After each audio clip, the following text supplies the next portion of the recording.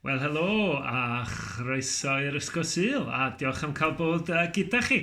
Mae'n gret cael bod gyda chi, so well gen i fod gweld chi go iawn, ond mae dal yn gret cael rhannu'r amser yma gyda chi. Wel, mae gen i gwestiwn i chi ar y dechrau. Ydych chi wedi gwneud rhywbeth gwirion erioed?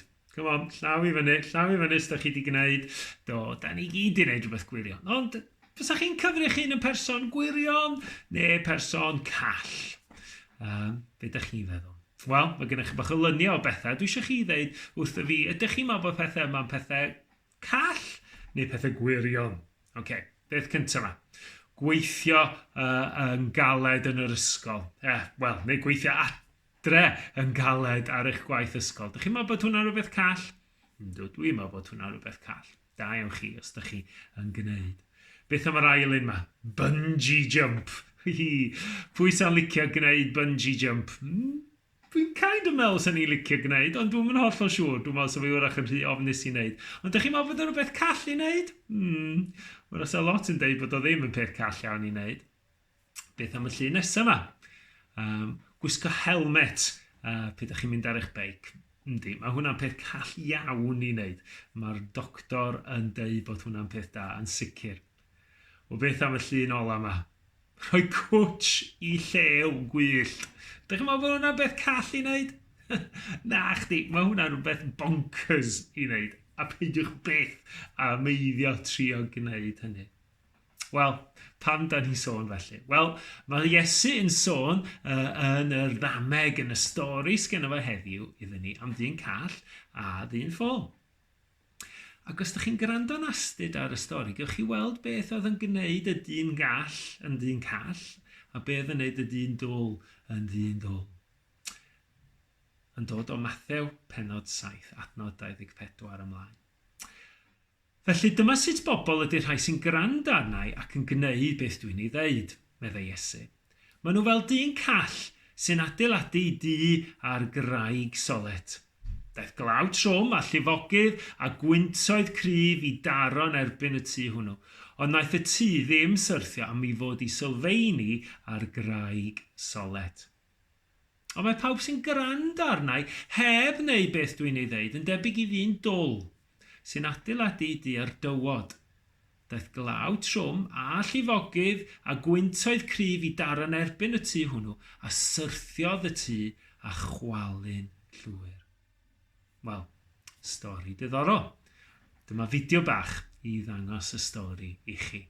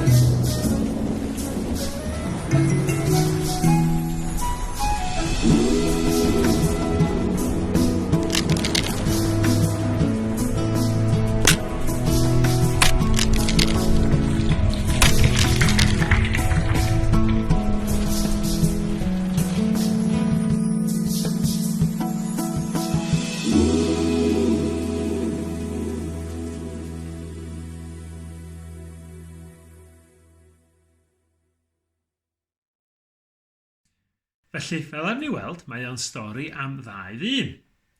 Y dyn call yn adeiladu di ar be? Ia, ar graig. Ag pan ar y storm ddod, be ar i ddigwydd i'r tŷ yna? Dyma'r tŷ yn sefyll. Dyn ffôl yn adeiladu di ar be? Ar tywod. A beth ddigwyddodd i'r tŷ yna pryd ar y storm ddod? Chwalu yn rags. Wel, pa mae Iesu'n deud y stori yma? Neu deud y Dameg? Chos be di Dameg ydi stori gyda neges i ni. Wel, mae Iesu'n cymharu'r dyn call a'r dyn dôl i rhywbeth dydy. A chi sylwi? Grandwch ar adnod 24 sy'n disgrifio'r dyn call. Felly dyma sut bobl ydy'r rhai sy'n gwrando arnau ac yn gwneud beth dwi'n ei ddeud. Maen nhw fel dyn call sy'n adeiladu ar graig solet. Ond y dyn dôl, sylwch yn adnod 26, ond mae pawb sy'n gwrando heb wneud beth dwi'n ei ddeud yn debyg i ddyn dôl sy'n adeiladu ar dywod. So dyn dôl ag dyn call.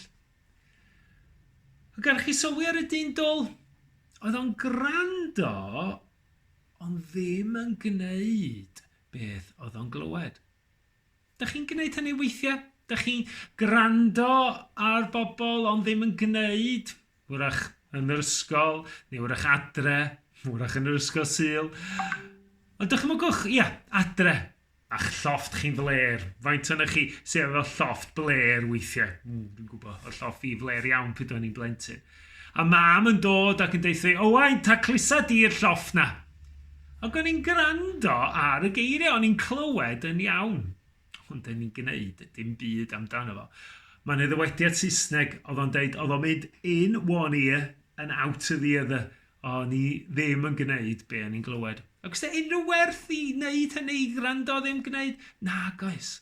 A di Iesu ddim eisiau ni rando ar ei eiriau a peidio gwneud. Mae'n cyfri ddim. A beth ddigwyddodd i'r tŷ y dyn dôl? Adnod 27. Daeth glaw trwm a llifogydd a gwyntoedd cryf i daro yn erbyn y tŷ hwnnw, a syrthiodd y tŷ a chwalu'n llwyr. Dych chi eisiau'ch bywyd chi fel na? Dwi ddim. Ond dydyn ni ddim yn gorfod adeiladu'n tŷ ar y tywod nachdan. Ble arall a ni gael yn y stori? Adeiladu tŷ ar y graig. Fel y dyn call. Dwi eisiau bywyd fi fod fel yna. Dych chi? Fel y dyn call, yn gwrando ar eiriau Iesu, ond hefyd yn ei gwneud nhw. Mae Duw eisiau ni rando arno fo'n siarad i ni yn y Beibl, yn beth da ni ddysgu'n ysgol Sul neu yn capel, beth da ni'n gweddio, a gwneud be mae o'n ddeitha ni. I ddilyn Iesu, gadael i eiriau fo newid ein bywydau ni, i ni ddod yn blant iddo fo. A beth sy'n digwydd oherwydd hyn? Be di canlyniad hyn? Wel, beth ddigwyddodd i'r tŷ ar y graig yn ganol y storm? Adnod 25 yn deud. Daeth glaw trwm a llifogydd a gwyntoedd cry i daro'n erbyn y tŷ hwnnw, ond naeth y tŷ ddim syrthio am fod i sylfaenu ar graig solet. Oedd Iesu'n gwybod mae yna stormydd yn dod i'n bywydau ni, does? Pan mae pethau anodd yn digwydd, neu pethau trist yn digwydd, pan mae pobl yn gas efo ni, neu'n gadael ni lawr, neu weithiau pan mae pobl yn sal, neu pobl hyd yn oed ni'n caru yn marw. Lot o stormydd yn bywyd. Ond os da ni'n dilyn Iesu, yn gwrando arno fo, yn gwneud be mae eiriau fo'n deud, a'i ddilyn o, wel, os da ni'n gwneud hynny, da ni'n gallu gwybod hyd yn oed yn ganol y storm, fod Duw gyda ni. Da ni'n gwybod fod o'n caru ni. Da ni'n gallu gwybod wneith o beth ein gadael ni. A da ni'n gallu gwybod felly bod ein bywyd ni yn sefyll ar graig solet. Diolch bwys beth sy'n digwydd o'n cwmpas ni. Wel, pam da ni'n gweddio i ni gael bod yn bobl tebyg i hynny. Diolch Iesu fod ti yn caru ni gymaint, fod ti'n Dduw sydd eisiau siarad i ni. Diolch i ti am y Beibl a dy eiriau di yn y Beibl. A diolch yn fanna, da ni'n gweld sut wyt ti eisiau ni fyw. Wyt ti'n dangos i ni'r ffordd gorau i fyw. A sut i ddilyn ti a nabod ti. O dad, neu di wneud ni'n bobl ac yn blant sydd ddim jyst gwrando ar dy eiriau di, ond fel y dyn call yn gwrando ar dy eiriau ac yn gwneud nhw. Madden ni pryd ni fel y dyn dôl sydd weithiau yn gwrando ar y geiriau, ond ddim yn gwneud. Helpa ni fod yn rhai sy'n gwrando ac yn gwneud. A ni di fod gyda bob un ohono ni, bendithio bob un ohono ni, a gadael ni gyd wybod fod ti'n agos i ni. Amen. Wel, da ni'n mynd i orffen hefo can, wrth gwrs, a tro yma, dwi ddim yn mynd i dod o'r gitar allan, achos dwi wedi gwneud y gitar yn barod i'r fideo bach yma. Mae'n Duw ni yn dduw mawr cryf, ac mae'n dal ni yn ei law. Dyna'r sicrwydd da ni'n gallu cael, pe da ni'n gwrando ar eiriau Iesu ac yn ei gwneud, bod Duw fel yn dal ni yn saff yn ei ddwylo fo, gan i rando ar y gan. A diolch am cael bod hefo chi, ac hwyl fawr i chi gyd.